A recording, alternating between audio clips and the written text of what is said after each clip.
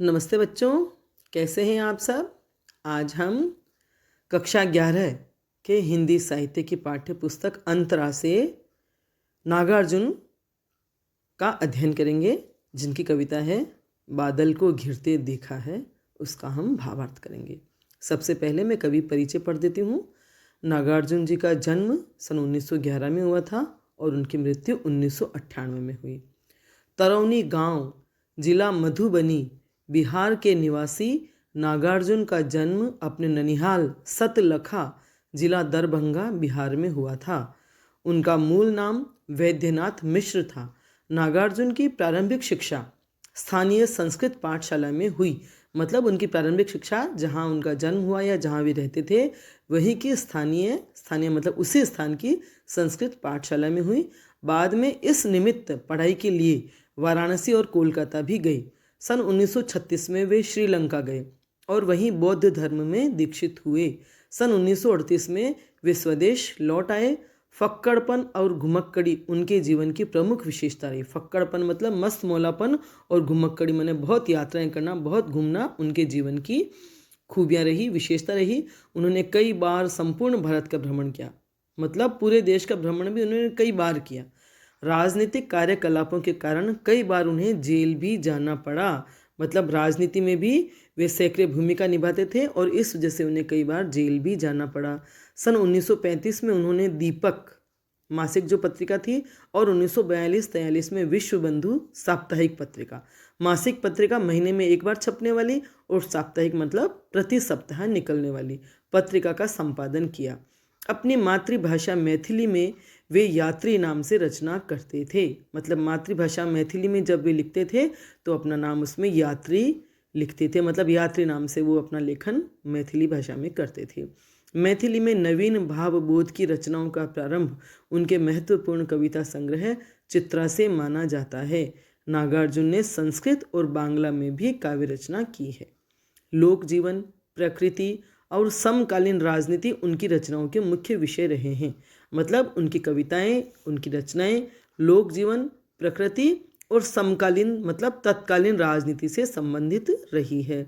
विषय की विविधता और प्रस्तुति की सहजता नागार्जुन के रचना संसार को नया आयाम देती है। मतलब उनकी रचनाओं में विविध विषय लिए गए हैं, लेकिन वे इतने सहज भाव से प्रस्तुत किए गए हैं कि रचना संसार को नया ही रूप मिलता है। छायावादोत्तर काल के वे अकेले कवि हैं जिनकी रचनाएं ग्रामीण चौपाल से लेकर विद्वानों की बैठक तक में समान रूप से आदर पाती है। अर्थात छायावाद के बाद के काल के जितने भी रचनाकार हुए हैं उनमें वे अकेले कवि हैं जिनकी रचनाएं या जिनकी कविताएं ग्रामीण चौपाल मतलब गांव के एक व्यक्ति से लेकर के विद्वानों तक में समान रूप से चर्चा का विषय बनी है। सभी समान भाव से उन कविताओं का पठन पाठन करते थे और उन पर चर्चा भी करते थे। जटिल से जटिल विषय पर लिखी गई उनकी कविताएं इतनी सहज, संप्रेषणीय और प्रभावशाली होती हैं कि पाठकों के मानस लोक में तत्काल बस जाती है। कितना ही क्लिष्ट विषय हो, कितना ही जटिल विषय हो, उनकी रचनाएं, उनमें जो भी उन्होंने उन पर कविताएं लिखी, उन जटिल से जटिल विषयों पर भी वे भाषा शैली से इतनी सहज रही है, इतनी संप्रेषणीय मतलब रही है और प्रभावशाली रही है। संप्रेषणीय मतलब पाठक तक सहज भाव से पहुंच जाने वाली, कि पाठकों के मानस लोक में वे तत्काल बस जाती है। नागार्जुन की कविता में धारदार व्यंग्य मिलता है। जनहित के लिए प्रतिबद्धता उनकी कविता की मुख्य विशेषता है। मतलब उनकी रचनाओं में जनहित से संबंधित विषय ही उठाए गए। नागार्जुन ने छंदबद्ध और छंद मुक्त दोनों प्रकार की कविताएं रची। मतलब छंदबद्ध भी और छंद से मुक्त भी। उनकी काव्य भाषा में एक और संस्कृत काव्य परंपरा की प्रतिध्वनि है तो दूसरी ओर बोलचाल की भाषा की रवानी और जीवंतता भी। जो रचना हम पढ़ने जा रहे हैं, बादल को घिरते देखा, उनमें भी ये विशेषता मिलेगी। मतलब उनकी काव्य भाषा में संस्कृत निष्ठ शब्द तो है ही, सामासिक शब्दों की भी बहुतायत है, तो बोलचाल की भाषा की भी भरमार है। इस तरह से उनकी रचना जीवंत और रवानीपूर्ण रही है। पत्रहीन नग्न गाछ, ये मैथिली कविता संग्रह है। मतलब मैथिली भाषा में लिखा गया कविता संग्रह। इस पर उन्हें साहित्य अकादमी पुरस्कार प्रदान किया गया। उन्हें उत्तर प्रदेश के भारत भारती पुरस्कार, मध्य प्रदेश के मैथिली शरण गुप्त पुरस्कार और बिहार सरकार के राजेंद्र प्रसाद पुरस्कार से सम्मानित किया गया।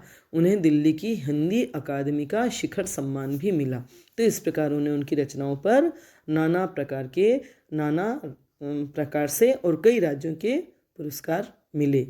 इनकी प्रमुख काव्य कृतियाँ हैं युग धारा, प्यासी पथराई आँखें, सतरंगे पंखों वाली, तालाब की मछलियाँ, हजार हजार बाहों वाली, तुमने कहा था, पुरानी जूतियों का कोरस, आखिर ऐसा क्या कह दिया मैंने, रत्न गर्भा, ऐसे भी हम क्या, ऐसे भी तुम क्या, पका है कटहल, मैं मिलिट्री का बूढ़ा घोड़ा, भस्मांकुर, बलचन्मा, रतिनाथ की चाची, कुंभी पाक, उग्र तारा, जमनिया का बाबा और वरुण के बेटे जैसे उपन्यास भी विशेष महत्व के हैं।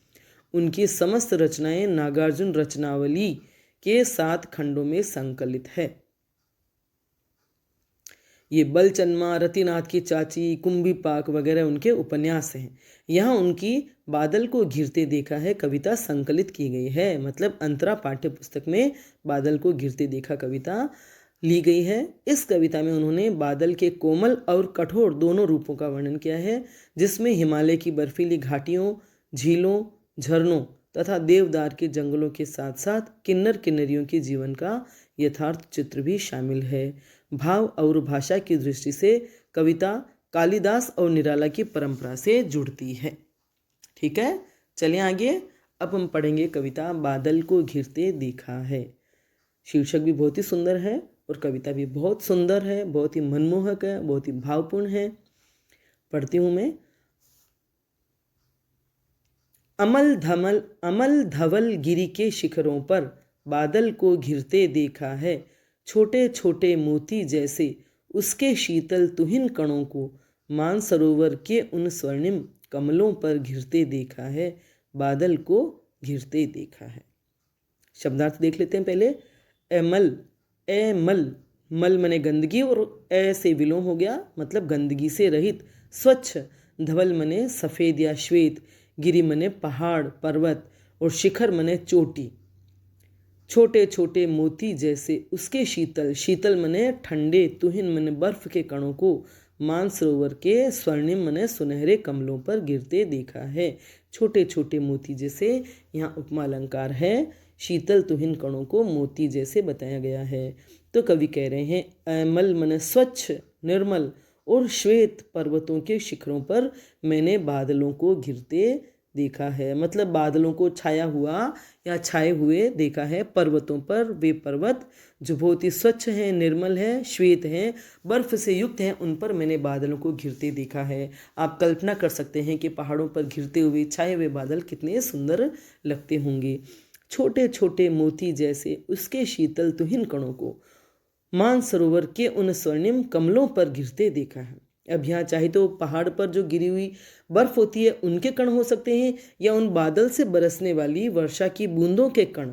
और पहाड़ों पर इतनी ठंड होती है कि बादल से अगर बूंदें बरसती है तो वे तत्काल ही बर्फ हो जाती होगी, बिल्कुल बर्फ जैसी ठंडी हो जाती होगी या बर्फ ही बन जाती होगी। इसलिए कवि महोदय कह रहे हैं कि उसके शीतल तुहिन कणों को, ठंडे बर्फ जैसे कणों को मानसरोवर के उन स्वर्णिम कमलों पर गिरते देखा। मानसरोवर में खिलने वाले सुनहरे सुनहरे कमलों पर उन तुहिन कणों को, उन बर्फ के कणों को गिरते देखा। और वे बर्फ के कण कैसे होते हैं? छोटे छोटे मोती जैसे, मोती के समान सुंदर, श्वेत और गोल गोल। तो यहाँ उन तुहिन कणों को, बर्फ के कणों को, बादल की बूंदों के कणों को मोती की उपमा दी गई है, इसलिए यहाँ उपमा अलंकार है। बादल को घिरते देखा है। और कवि अंत में वापस वह स्थाई की पंक्ति लेता है कि बादल को घिरते देखा है। पूरी कविता में ये पंक्ति स्थाई के रूप में, टेक के रूप में आती जाएगी और इससे इस कविता का भाव सौंदर्य भी दुगुना हो जाएगा। तो इस प्रकार कवि महोदय ने कहा है कि मतलब इन्होंने इस पहले पद्यांश में पर्वत के निर्मल, स्वच्छ और धवल रूप का और उस पर घिरते हुए बादलों का बहुत ही सुंदर चित्रण किया है। और मानसरोवर में उगने वाले, खिलने वाले कमलों पर उन बूंदों को मोती की जैसे बताया है कि मोती की जैसे वे कण उन कमलों पर घिरते हुए कवि को बहुत ही सुंदर लगे। ठीक है, आगे चलें। भाषा संस्कृत निष्ठ है, अनुप्रास अलंकार है और छोटे छोटी मोती जैसे में उपमा अलंकार है। ठीक है। तुंग हिमालय के कंधों पर छोटी बड़ी कई झीलें हैं, उनके श्यामल नील सलिल में समतल देशों से आ आकर पावस की उमस से आकुल तिक्त मधुर विषतंतु खोजते हंसों को तिरते देखा है, बादल को घिरते देखा है। तो पंक्ति के अंत में जो तुक बैठ रही है, हंसों को तिरते देखा है, बादल को घिरते देखा है, बहुत ही सुंदर लग रही है, पढ़ने में बहुत ही अच्छी लग रही है हमें। तो शब्दार्थ देख लेते हैं। तुंग मने ऊंचा या ऊंचे, हिमालय के कंधों पर, उनके श्यामल नील सलिल में, श्यामल मने सांवला और नील मने नीला, सलिल मने पानी, समतल देशों से आ आकर, पावस, पावस मने वर्षा ऋतु, और उमस, उमस वो होती है जब गर्मी की ऋतु समाप्त होने वाली होती है और वर्षा ऋतु आने वाली होती है, लेकिन वर्षा होने से पहले और गर्मी के जाते जाते इतनी भयंकर, इतनी गंदी सी गर्मी पड़ती है कि जिसमें हमें बहुत ही घुटन और बेचैनी होती है, और ये चाह होती है कि बस कब बरसात आए और कब ये गर्मी जाए, तो वो कहलाती है उमस। आकुल मने व्याकुल, बेचैन, तिक्त मधुर मने तीखे मधुर। सामासिक शब्द भी बहुत ही सुंदर सुंदर, बहुत सरल है, मतलब सामासिक शब्द है लेकिन बहुत ही सरल है। तिक्त मधुर, विष तंतु खोजते, विष तंतु मने कमल नाल में जो रेशे होते हैं कोमल, उन्हें कहा गया है विष तंतु। हंसों को तिरते देखा है, हंसों को तिरते मने तैरते हुए देखा है। तो कवि कह रहे हैं तुंग हिमालय के कंधों पर, ऊंचे हिमालय पर्वत के कंधों पर, मतलब ऊंचे हिमालय पर्वत की घाटियों पर छोटी बड़ी कई झीलें हैं। हिमालय पर्वत में, हिमालय पर्वत की घाटियों पर छोटी बड़ी ढेरों झीलें हैं, उनके श्यामल नील सलिल में, उन झीलों के श्यामल सांवले नीले पानी में समतल देशों से आ आकर, समतल देशों से मने जो मैदानी प्रदेश है, जो समतल देश है, वहाँ से आ आकर, क्योंकि वहाँ पावस की उमस से आकुल, बरसात की ऋतु आने से पहले जो भयंकर गर्मी पड़ती है, जो उमस पड़ती है, उस उमस से बेचैन और व्याकुल होकर तिक्त मधुर विषतंतु खोजते, तीखे मीठे विष तंतुओं को, मतलब कमल नाल के कोमल रेशों को खोजते हुए हंसों को तिरते देखा है। तो वो समतल देशों में जो हंस होते हैं, समतल देशों के रहने वाले जो हंस होते हैं, वो वहाँ की गर्मी से घबराकर, वहाँ की उमस से घबराकर हिमालय पर्वत की जो झीलें हैं, ढेरों झीलें हैं, उन झीलों में आकर के हंस वहाँ तैरते हैं और उस गर्मी से राहत पाते हैं। ये कवि महोदय यहाँ बताना चाह रहे हैं। और वहाँ उन झीलों में तीखे मधुर विष तंतुओं को, मतलब कमल नाल के कोमल कोमल रेशों को खोजते हुए हंसों को तैरते हुए कवि ने देखा है। तुंग हिमालय के कंधों पर, यहाँ हिमालय का मानवीकरण किया गया है। मानवीकरण अलंकार है यहाँ हिमालय को एक पुरुष के रूप में बता करके कि हिमालय के कंधों पर, माने हिमालय की घाटी पर छोटी बड़ी कई झीलें हैं और उन झीलों की गहराई है और उनमें हंस तैरते। वो हंस कहाँ के होते हैं? समतल मैदानी प्रदेशों से यहाँ आ आकर वो इन झीलों में और नदियों में तैरते हैं और ठंडक प्राप्त करते हैं, क्योंकि वहाँ उनके प्रदेश में बहुत भयंकर गर्मी पड़ती है। और ऐसे में कवि कह रहे हैं कि उन पहाड़ों में, उन झीलों के ऊपर मैंने बादलों को घिरते हुए देखा है। तो यहाँ प्रकृति के सौंदर्य के साथ साथ झीलों में जो हंस तैर रहे हैं, उससे बहुत ही सुंदर, सजीव और मनमोहक चित्र उपस्थित हो रहा है। हमारे सामने दृश्य तैर रहा है, हंसों को तैरते देखा है, मतलब तैरते हुए हंसों का।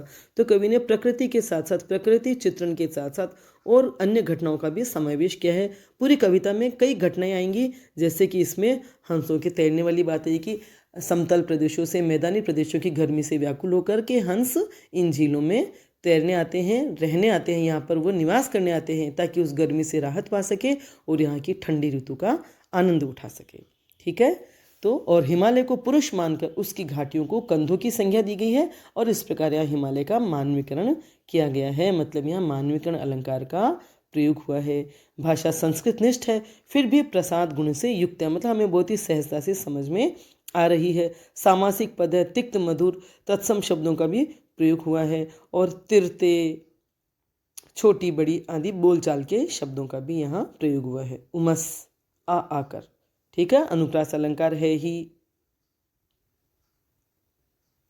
छोटे छोटे, जो पहला पद्यांश था उसमें छोटे छोटे पुनरुक्ति प्रकाश अलंकार का भी प्रयोग हुआ है। अनुप्रास अलंकार हर कविता में पाया जाता है। अनुप्रास अलंकार के 4 भेद हैं: छेकानुप्रास, वृत्त्यानुप्रास, अंत्यानुप्रास और श्रुत्यानुप्रास। एक ही वर्ण एक से अधिक बार आता है, एक ही वर्ण 2 से अधिक बार आता है, एक ही उच्चारण स्थल से उच्चरित होने वाले वर्ण, और जब कविता के अंत में स्वरों की जो समानता पाई जाती है। तो इस प्रकार से अनुप्रास अलंकार के इतने भेद हैं और वो सभी कविताओं में पाए जाते हैं और यहाँ पर भी वे हैं। ठीक है, आगे चलें। ऋतु बसंत का सुप्रभात था, मंद मंद था अनिल बह रहा, बाला अरुण की मृदु किरणें थी, अगल बगल स्वर्णिम शिखर थे, एक दूसरे से विरहित हो अलग अलग रहकर ही जिनको सारी रात बितानी होती, निशा काल से चिर अभिशापित, बेबस उस चकवा चकई का बंद हुआ क्रंदन, फिर उनमें उस महान सरोवर के तीरे शैवालों की हरी दरी पर प्रणय कलह छिड़ते देखा है, बादल को घिरते देखा है। कविता को पढ़ना बहुत ही अच्छा लग रहा है। बहुत ही लंबा वाक्य है, बहुत ही लंबे लंबे वाक्य हैं जिनके टुकड़ों में पूरी कविता है। शब्दार्थ देख लेते हैं। ऋतु बसंत का सुप्रभात था, सुप्रभात मैंने सुंदर प्रभात, मंद मंद धीमी धीमी गति से, मंद मंद शब्द की पुनरावृत्ति होने से यहाँ पुनरुक्ति प्रकाश अलंकार है। अनिल मने हवा, बालारुण, बालारुण मने बाल अरुण, बाल सूर्य जो सुबह सुबह लालिमा लिए हुए होता है, बालारुण, यहाँ भी सामासिक शब्द है बालारुण की मृदु किरणें थी, कोमल किरणें, अगल बगल स्वर्णिम शिखर थे, स्वर्णिम शिखर मने सुनहरे शिखर, एक दूसरे से विरहित हो, विरह में, विरहित होना मने विरह में, और अलग अलग होना, विरह होना, विरह का मतलब ही अलग अलग हो जाना होता है, तो विरह में, निशा काल से चिर अभिशापन, चिर अभिशापन बहुत लंबे समय से जिन्हें श्राप मिला हुआ है। यहाँ चकवा चकवी, ये जो दो पक्षी जोड़ा है, चक्रवा को चक्रवा की जिन्हें बोलते हैं, इन्हें ये शाप मिला हुआ है कि वे रात में अलग हो जाते हैं और दिन में मिल जाते हैं। तो निशा काल मतलब रात्रि काल से चिर अभिशापित, बंद हुआ क्रंदन, क्रंदन मैंने रोना, विलाप करना, चीखना, बेबस मैंने विवश, महान सरवर, महान सरोवर के तीरे मैंने किनारे, शैवालों की, शैवाल कहते हैं काई को, हरी दरी पर, शैवालों की हरी दरी पर, यहाँ रूपक अलंकार है। शैवाल युक्त घास जो है बिछी हुई होती है उसके लिए यहाँ हरी दरी शब्द बहुत ही सुंदर प्रयोग किया गया है। तो यहाँ शैवाल की और घास युक्त जो मैदान है या घास युक्त जो जमीन है उसके लिए कहा है हरी दरी पर, घास की दरी पर, प्रणय कलह छिड़ते देखा है। प्रणय कलह फिर सामासिक शब्द है, प्रणय मने प्रेम और कलह मने झगड़ा या तकरार, छिड़ते देखा है, बादल को घिरते देखा है। तो कवि कह रहे हैं कि ऋतु बसंत का सुप्रभात था, बसंत ऋतु आई और बसंत ऋतु का सुंदर सुबह, सुंदर सवेरा खिला था, मंद मंद था अनिल बहरा, और उस सवेरे या सुबह प्रातः काल के समय मंद मंद धीमी गति से पवन बहती हुई, बहुत ही सुहानी सी पवन बह रही है या हवा चल रही है, बालारुण की मृदु किरणें थी, और उस सवेरे में, उस सुबह सुबह के समय में बालारुण जो सुबह सुबह सूर्य उदित होता है उसकी कोमल किरणें चारों तरफ बिखरी हुई थी, अगल बगल स्वर्णिम शिखर थे, और इधर उधर इर्द गिर्द जो शिखर थे, ऊंची ऊंची चोटियां थी हिमालय पर्वत की, वे उन किरणों की वजह से बड़ी ही सुंदर लग रही थी।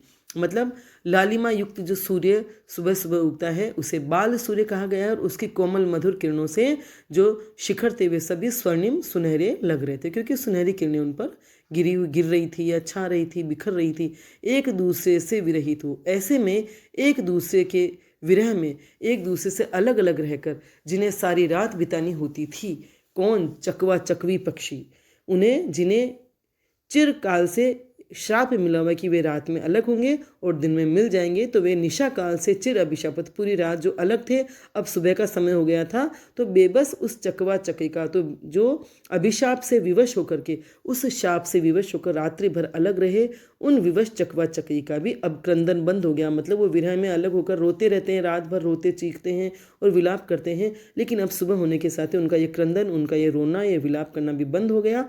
फिर उनमें, और उसके बाद वे दोनों महान सरोवर के किनारे, मान सरोवर के किनारे, तीरे मने किनारे, शैवालों की हरी दरी पर, वहाँ जो काई और हरी हरी घास उगी हुई है उस हरी घास रूपी दरी पर वे आपस में प्रेम भी दर्शा रहे हैं और झगड़ा भी कर रहे हैं। तो इस प्रकार उनमें प्रणय और कलह दोनों को ही साथ साथ छिड़ते हुए कवि महोदय देख रहे हैं और बहुत ही आनंदित हो रहे हैं, और वे कह रहे हैं ऐसे ही वातावरण में मैंने बादलों को घिरते देखा है। तो इन पंक्तियों में बसंत ऋतु के प्रातःकाल का भी बहुत सुंदर चित्रण है, और इसके साथ ही साथ चकवा चकवी का प्रसंग भी उन्होंने बहुत ही सुंदरता से चित्रित किया है। हरी दरी पर यहाँ रूपक अलंकार है, प्रणय कलह, बालारुण आदि सामासिक शब्द हैं, संस्कृत के तत्सम शब्दों का भी बाहुल्य है और बोलचाल के शब्दों का भी भरपूर प्रयोग है। अगल बगल, अलग अलग, सारी रात बितानी होती, तो ये बोलचाल के शब्द भी इस प्रस्तुत पद्यांश में पूरी कविता में ही आपको बहुत ही देखने को मिलेंगी। ठीक है, आदि कविता समझ में। तो यहाँ बसंत ऋतु का बहुत ही सुंदर चित्रण है, उसके साथ साथ चकवा चकवी का उदाहरण भी चित्रित किया गया है। ऐसा माना जाता है कि चकवा चकवी रात में बिछुड़ जाते हैं और इस कारण से वे रात को एक दूसरे को नहीं देखने से रोते हैं, चीखते हैं, विलाप करते हैं और उन्हें ये विरह का शाप मिला हुआ है और प्रातःकाल होने पर वे वापस मिल जाते हैं। अनुप्रास अलंकार है, सामासिक शब्द हैं, संस्कृत के तत्सम शब्दों का प्रयोग है। फिर भी यहाँ प्रसाद गुण से भी ये कविता प्रसाद गुण से भी युक्त है, क्योंकि हमें समझने में बहुत ही सहजता से ये समझ में आ रही है। चलिए आगे एक पद्यांश और पढ़ लेते हैं। दुर्गम बर्फानी घाटी में शत सहस्त्र फुट ऊंचाई पर अलख नाभि से उठने वाले निज के ही उन्मादक परिमल के पीछे धावित हो कर तरल तरुण कस्तूरी मृग को अपने पर चिढ़ते देखा है, बादल को घिरते देखा है। इस प्रकार ये बार बार ये स्थायी आने से बादल को घिरते देखा है पंक्ति कवि द्वारा प्रयुक्त होने से कविता में बहुत ही सौंदर्य की वृद्धि हुई है। शब्दार्थ देख लेते हैं। दुर्गम मने दुर्गम, गम मने चढ़ने में या पहुंचने में जो बहुत मुश्किल हो। बर्फानी घाटी मने बर्फीली घाटी। शत सहस्त्र, शत मने 100, सहस्त्र मने 1000 फुट ऊंचाई पर। ए लख, लख मने दिखाई देना या देखना और ए मने अलख मने न दिखाई देना। तो न दिखाई देने वाली नाभि से उठने वाले निज के ही, मतलब स्वयं के ही उन्मादक परिपल, निज के खुद की ही नाभि से उठने वाले, लेकिन वो दिखाई नहीं देती। उन्मादक मने मद या नशा उत्पन्न करने वाली, परिमल मने सुगंध के पीछे धावित, धावित धावित होना मने दौड़ना। तरल, तरल मने चंचल, तरुण मने युवा। कस्तूरी मृग, कस्तूरी हिरण अपने पर चिढ़ते देखा, अपने आप पर ही चिढ़ते हुए कवि ने उनको देखा है और बादलों को घिरते हुए देखा है।